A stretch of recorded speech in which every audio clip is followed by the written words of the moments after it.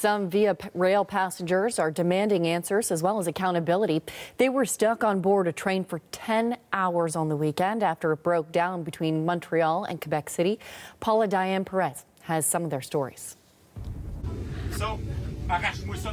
This tense incident is under investigation. An employee is seen snatching a phone from a passenger.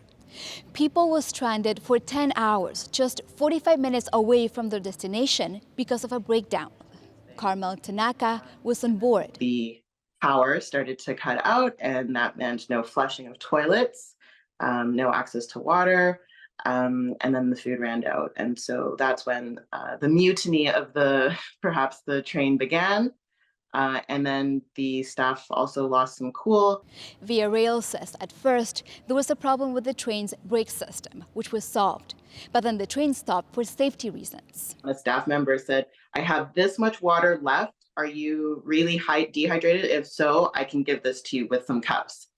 Via Rail's CEO says it took a long time to get the passengers out of the train because it was on a single-track territory in an isolated area, and there were no buses available on the holiday weekend.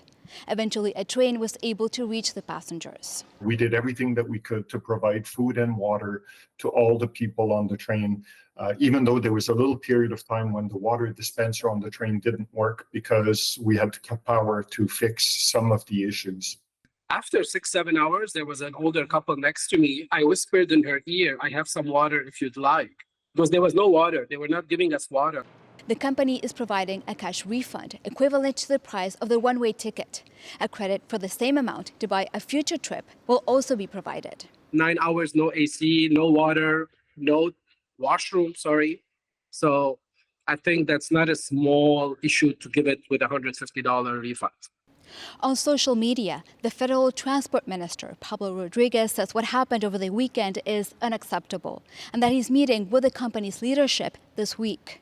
Via Rail says it's conducting an in-depth investigation and will look for ways to do better in the future.